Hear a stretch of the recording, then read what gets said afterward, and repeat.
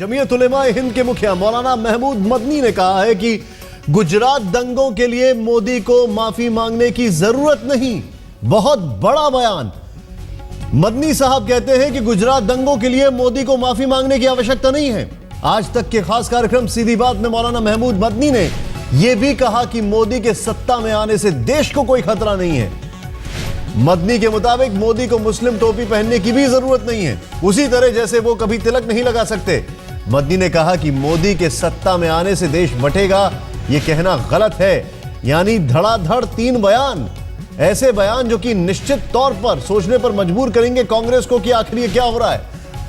आज तक के कार्यक्रम सीधी बात में मौलाना महमूद मदनी ने कहा कि मोदी के सत्ता में आने से देश को कोई खतरा नहीं। मोदी के मुस्लिम टोपी पहनने की उन्होंने कहा है कि कोई आवश्यकता नहीं है, कि जैसे मदनी साहब तिलक नहीं लगा सकते, शायद मोदी साहब टोपी नहीं पहन सकते। उनका यह भी कहना है कि मोदी के सत्ता में आने से देश बटेगा नहीं।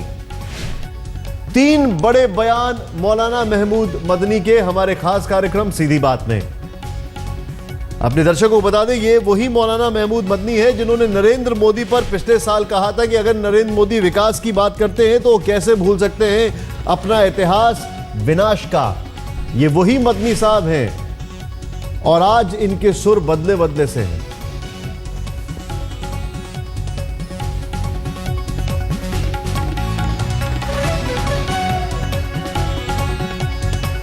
मोदी पर सवाल खड़े होते हैं कि जहां एक तरफ वो कहते हैं कि वो किसी भी तरह का दिखावा नहीं करना चाहते, सवाल कई बार खड़े हुए कि वो टोपी क्यों नहीं पहनते हैं।